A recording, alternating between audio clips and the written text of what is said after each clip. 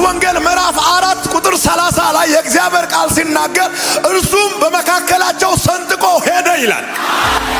ሰንጥቆ ምን አለ? ዝምዛም ሚንጫጫ አንተ ስትደርስ እንደ ድንጋይ ዝም ይላል። እግዚአብሔር እንደዚህ ያለ ዛሬ ማለዳ የጠላትን ጭፍራ አልፎ የሚገለጡ ሰዎች አሏል። እንደ መጋረጃ የሸፈናችሁ ነገር ይነሳል።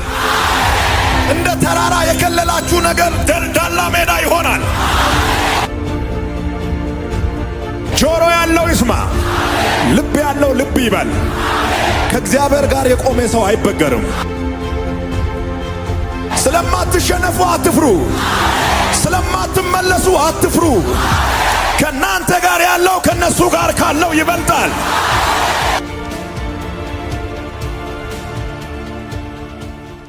በዚያም ጊዜ ዳዊት በምሽግ ውስጥ ነበር፣ የፍልስጤማውያንም ሰራዊት በቤተልሔም ነበር። ዳዊትም በናፍቆት በቤተልሔም በር አጠገብ ካለችው ጉድጓድ ውሃ ማን ባመጣልኝ አለ። ስለዚህ ሦስቱ ኃያላን በፍልስጤማውያን ሰራዊት መካከል ሰንጥቆ በማለፍ በቤተልሔም በር አጠገብ ካለችው ጉድጓድ ውሃ ቀድተው ለዳዊት አመጡለት። የፍልስጤማውያንን ሰራዊት ሰንጥቆ በማለፍ ለዳዊት ከምንጩ ውሃ ቀድተው አመጡለት። የመልእክት ርዕስ ሰንጥቀ እለፍ ይላል። አጠገብ ያለውን ሰው በትከሻ ነካ አርገውና ሰንጥቀ እለፍ በለው። ሳሙኤል ምዕራፍ 23 ላይ የእግዚአብሔር ቃል እንደሚያስረዳው ከሆነ ዳዊት ታርጌት አርጎ ከሚፈልገው ከሳኦል ቁጣ ለመሸሸግ ወደ አዶላም ዋሻ እንደወረደ የእግዚአብሔር ቃል ይናገራል። ይህ ወቅት ለዳዊት እጅግ በጣም ፈታኝ ወቅት ነበር። ይህ ወቅት ለዳዊት እጅግ በጣም መራራ ወቅት ነበር። ክብሩን የጣለበት፣ ስሙን የጣለበት፣ ከተማውን የለቀቀበት፣ ርስቱን የለቀቀበት፣ መብቱን የለቀቀበት፣ ስልጣኑን የለቀቀበት፣ የራሱ የሆነውን መብት ሁሉ የተወበት፣ ከተማውን ለቆ ዋሻ ውስጥ የተደበቀበት ወቅት ነበር። በዚህ ወቅት ሦስቱ የዳዊት ኃያላን ዳዊት ወደ ተደበቀበት ስፍራ ድረስ ወርዶ ቼክ አረጉ። አለህ ንጉሳችን፣ አለህ አንተ የተቀባ ሰው። የሰዎቹ ቅንነትና ታማኝነት በአእምሮ የማይለካ ነው። ሦስቱ የዳዊት ኃያላን ታማኝነታቸውና ቅንነታቸው ከአእምሮ በላይ ነው። እንዴት ካላችሁኝ ዳዊት በቤተልሔም ባለችው ምንጭ ውሃ ማን ባመጣልኝ ብሎ ተመኘ ይላል። እነሱ ግን የዳዊትን ንግግር እንደ ትእዛዝ ተቀበሉ።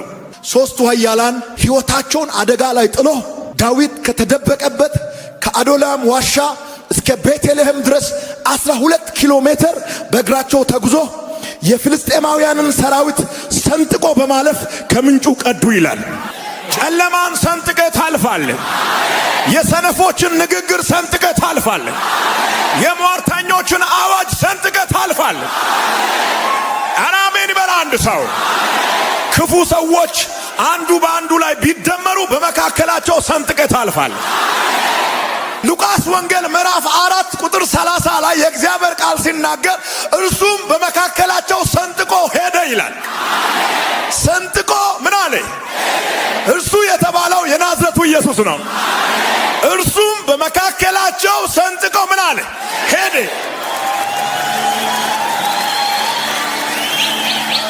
እኔ ከእግዚአብሔር የተካፈልኩት ሰንጥቆ ማለፍን ነው። ስለማትሸነፉ አትፍሩ፣ ስለማትመለሱ አትፍሩ። ከናንተ ጋር ያለው ከነሱ ጋር ካለው ይበልጣል። ከናንተ ጋር ያለው ከነሱ ጋር ካለው ይበልጣል። እኔ ፍርሃትን አልተካፈልኩም። ወደኋላ መመለስን አልተካፈልኩም። ተደብቆ መቀመጥን አልተካፈልኩም። ወጥቶ መገለጥን ነው የተካፈልኩት። እግዚአብሔር እንደዚህ ያለ ዛሬ ማለዳ የጠላትን ጭፍራ አልፎ የሚገለጡ ሰዎች አሏል። እንደ መጋረጃ የሸፈናችሁ ነገር ይነሳል። እንደ ተራራ የከለላችሁ ነገር ደልዳላ ሜዳ ይሆናል። ወደ ታች የሰመጣችሁ፣ ወደ ታች የቀበራችሁ ሸለቆ ወደ ላይ ከፍ ይላል። ሰው ምን ያህል እንደሚወድ መለየት የምትችለው በችግር ጊዜ አንተን አያስቀድምም፣ ራሱን ያስቀድማል። የሚመጣው ነገር እኔን ያገኝ መጀመሪያ። እነዚህ ሦስቱ ኃያላን እንደዚህ ነው ያሉት። ዳዊትን አንተ አትውጣ፣ በቤተልሔም ከተማ ያለችው ምንጭ በፍልስጤማውያን ሰራዊት እንደተከበበች እናውቃለን። አንተ ወጥተህ አደጋውን ከምትጋፈጥ እኛ እንጋፈጣለን። አንተ የእስራኤል ዓይን ነህ። አንተ የእስራኤል ሕልውና ነህ። አንተ መመታት የለብህም። ስለዚህ አንተ እዚሁን፣ እኛ እንወጣለን። እነዚህ ሰዎች እኮ ሲሄዱ ከመጣን መጣን፣ ካልመጣንም ላንተ ነው ይሄ መስዋዕትነት። መጽሐፍ ቅዱስ ሲናገር እነዚህ ሰዎች ያመጡትን ውሃ ዳዊት አልጠጣም ይላል። ይሄ ውሃ አይደለም ደም ነው። ስለዚህ ምን አልልም፣ አልጠጣም፣ የእናንተን ደም አልጠጣም አለ። ለእኔ ስትሉ ሕይወታችሁን በአደጋ ላይ ጥላችሁ ነው ያመጣችሁት። ለመመታት ወስናችሁ ነው የሄዳችሁት። ይህንን ውሃ ነው ብዬ አልጠጣም። ጎሮሮዬ እንደደረቀ ይቀጥላል እንጂ አልጠጣም። የወዳጆቼን ደም አልጠጣም። አይቻለው ልባችሁን አለ። ኧረ እግዚአብሔር እንደዚህ አይነት ወዳጅ ይስጣችሁ። ሰው ሁሉ አሁን ሸንጋይ ነው፣ በጣም አታላይ ነው። በዚህ አይን ካንተ ጋር ያወራል፣ በዚህ አይን ከሌላ ጋር ያወራል።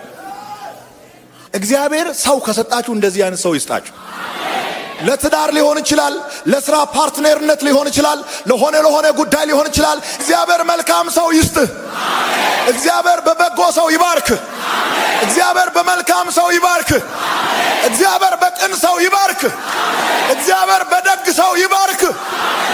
ሶስቱ የዳዊት ኃያላን ሁለት አይነት መስዋዕት ነው የከፈሉት። የመጀመሪያው ዳዊት ከተደበቀበት ከአዶላም ዋሻ ጀምሮ እስከ ቤተልሔም ከተማ ድረስ 12 ኪሎ ሜትር በእግር መጓዝን አስቡ።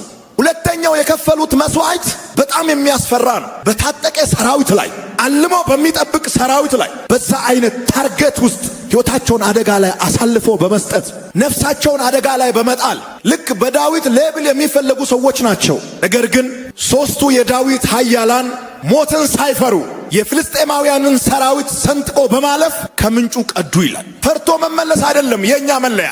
ደካማ ሆኖ መገኘት አይደለም የኛ መለያ። የኛ መለያ ሰንጥቆ ማለፍ ነው።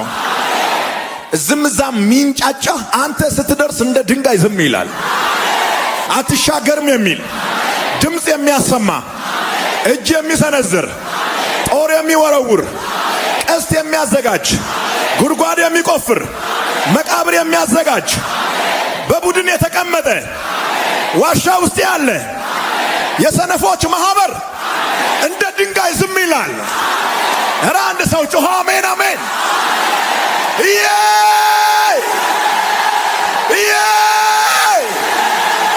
ደካማ ማንነት ውስጣችሁ ላይ ካለ ዛሬ አውጥታችሁ ትጥላላችሁ። ኧረ በጌታ በኢየሱስ ስም ከሚፈራ ሰው ጋር ምሳ እንዳትበላ። ባለስልጣን ልትሆን ትችላለህ፣ ባለሀብትም ልትሆን ትችላለህ፣ በጣም ዝነኛ ልትሆን ትችላለህ፣ በጣም እጅግ በጣም ተጽዕኖ ፈጣሪ ልትሆን ትችላለህ። የሆነ ወቅት ቦታ የሚያስለቅቅ ችግር ያጋጥማል። ይሄንን እንዳትረሳ። እንደ ጎርፍ ይመጣና ወንበርን ያስለቅቃል። እንደዚህ አይነት ቀን እንዳለ አትርሳ። በዚህ ወቅት ማን ያስፈልጋል ካልከኝ እውነተኛ ወዳጅ ያስፈልጋል። ምንም አይመጣም አትበል። ይመጣል። የሚመጣው በቀጠሮ አይደለም፣ እንደ ጎርፍ ይመጣል። በዚህ ዓለም ህይወት እንደዚህ ነው። እንደዚህ በምትልበት ወቅት ኖርማል ነው፣ በረጅሙ ትተነፍሳለህ። እንደዚህ ስትል ግን ትንፋሽ ያጥራል ትላለህ። አተነፋፈስ ይቀየራል። ረዳት ትፈልጋለህ፣ አጽናኝ ትፈልጋለህ። እንደዚህ አይነት ቀን በሚያጋጥማችሁ ወቅት እውነተኛ ወዳጆችን ማየት ጀምራላችሁ። ገንዘብ ሲኖራችሁ፣ ስራ ሲኖራችሁ፣ የሆነ ነገር ሲኖራችሁ በቀን 2 ጊዜ 3 ጊዜ የሚደውሉ ሰዎች ስራ መበላሸቱን ከሰሙ በኋላ፣ ሱቅ መዝጋትን ከሰሙ በኋላ፣ ወደ ቤት መመለስን ከሰሙ በኋላ አይደለም መደወል፣ አንተ ስትደውል ሁሉ አያነሳልህም። ትክክለኛ ማንነት ያላቸው ሰዎች ወደቀ ሲባል ከሰሙ ምግብ አይበሉም፣ እስካለህበት ድረስ ይመጣሉ። እንደ ሶስቱ ኃያላን ዳዊት ከተማውን ለቀቀ፣ ወደ ዋሻ ገባ የሚለውን ዜና ከሰሙ በኋላ ሶስቱ ኃያላን ምንም ጊዜ አልሰጡም። እየሮጡ ነው የመጡት። ደረሱ ዳዊት ወዳለበት። ምን ትፈልጋለህ? አንተን ቼክ ለማድረግ ነው የመጣ ነው። ምን ያስፈልግሃል? ምግብ ነው? ውሃ ነው? ልብስ ነው? ሰው ነው? ለሁሉ እንሆናለን እኛ። ሞራሉን የወደቀውን ማንነቱን ከፍ አረጉት። ሃሌሉያ! እግዚአብሔር የሚያነሳ ሰው ይስጥ። እግዚአብሔር የሚያነሳ ሰው ይስጥ። ወርቋል እኮ ይሄ ሰው። ከተማውን ለቋል፣ ቤተ መንግስቱን ለቋል፣ ክብሩን ለቋል፣ ስልጣኑን ለቋል። ጫካ ውስጥ ነው ያለው። በዝናብ እየተደበደበ ነው፣ በፀሐይ እየተቃጠለ ነው፣ የምሽት ብርድ እየመታው ነው። ግን ንጉሥ ነው፣ ግን የተቀባ ሰው ነው። አንገበገባቸው፣ ተቃጠሉ በዳዊት መውደቅ፣ ተረበሹ በዳዊት መውረድ። አንተ እኮ ወሳኝ ሰው ነህ፣ ታስፈልገናለህ። የሚያስፈልግህ ነገር ሁሉ እናቀርብልሃለን። አው ከተማ ውስጥ ብዙ ፕሮቶኮሎች ነበሩ። ጫማ የሚወለውሉ፣ ክራባት የሚያስተካክሉ ብዙ ፕሮቶኮሎች ነበሩ ከተማ ውስጥ። ጫካ ውስጥ ማን ይሁን ፕሮቶኮል የሚሆን? አቧራ ስነካው ንጉሱ የለበሰውን ቀምሱን የሚያስተካክልለት ፕሮቶኮል ማን ይሁን? ጫካ ውስጥ ንጉስ ሆይ ብሎ ፊቱን የሚያይ ማን ይሁን? እውነተኛ ወዳጆችን ዳዊት የለየው ጫካ ውስጥ ነው። ብዙ ነገሮችን የምትማሩበት ትምህርት ቤት ነው ችግር። ዳዊት ከተማውን ለቆ ወደ አዶላም ዋሻ ሲገባ ኃያላን መከተል ጀመሩ። ሶስቱ የዳዊት ኃያላን የተባሉት እያንዳንዳቸው የሰሩትን ጀብድ መጽሐፍ ቅዱስ በዛ ክፍል ይናገራል። ዝም ብሎ አይደለም ኃያል የተባሉት። ሶስቱም ኃያላን ምንም ጀብድ ሳይሰሩ አይደለም ኃያላን የተባሉት፣ ሰርቶ ነው ኃያላን የተባሉት። ምን ሰርተ ነው ኃያል ለመባል የምትፈልገው? ስም የሚመጣው ከስራ በኋላ ነው። ዶክተር ይባላል እንደ አንድ ሰው ዝም ብሎ 40 ዓመት ስለሆነ 80 ዓመት ስለሆነ ዶክተር አይባልም። ተምሮ የሚያስፈልገውን አሟልቶ ነው። አሟላና ስም ይመጣል። አኮረፈ፣ ብዙ ሰው አኮረፈ።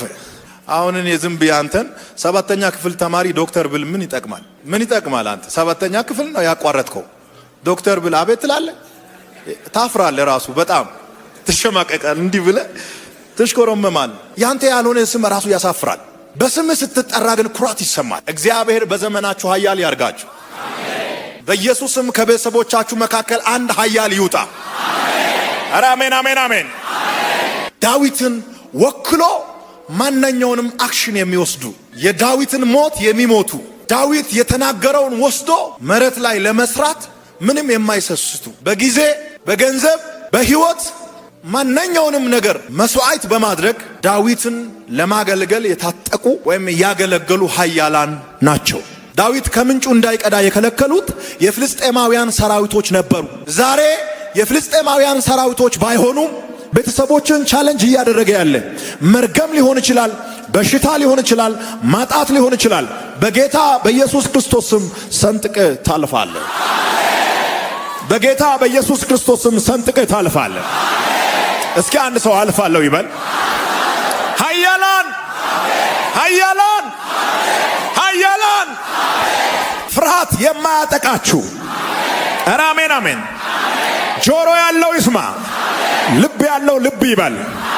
ከእግዚአብሔር ጋር የቆመ ሰው አይበገርም። ወደ ዋሻ ሊወርድ ይችላል ግን አይበገርም። ለጥቂት ጊዜ በችግር ውስጥ ሊያልፍ ይችላል ግን አይበገርም። ለሆነ ዘመን ሊገፋ ይችላል ግን አይበገርም። ጥቂት ዘመን ሊያለቅስ ይችላል ግን አይበገርም። ወድቋል የሚል ዜና ተወርቶ ሳያልቅ ተነስቶ ያስገርማል። ጠፍቷል የሚል ዜና ተወርቶ ሳያልቅ በመነሳት ያስደንቃል። መግቢያ አካባቢ ያላችሁ ኦቨርፍሎ ከኔ ጋር ናችሁ? ከኔ ጋር ናችሁ ወይ? ቤተሰቦችን ወክለ የምታቋርጠው አንተ ነህ። ጓደኞችን ወክለ የምታቋርጠው አንተ ነህ። ፎቅ ላይ ያላችሁ አሜን ነው። እስኪ እናንተ ብቻ አሜን በሉት። ብዙ ስድቦችን፣ ብዙ ተንኮሎችን፣ ብዙ የተደራጁ ሰዎችን ሰንጥቀ አልፌያለሁ። አሁንም ቢሆን እያለፍኩ እገኛለሁ። ነገም ቢሆን 150 ሺህ ሆነው ቢሰለፉ በመካከላቸው ሰንጥቀ አልፋለሁ። ለምን ካላችሁ ከኔ ጋር ያለው ከነሱ ጋር ካለው፣ ከኔ ጋር ያለው ከነሱ ጋር ካለው፣ ሄይ ከኔ ጋር ያለው ከነሱ ጋር ካለው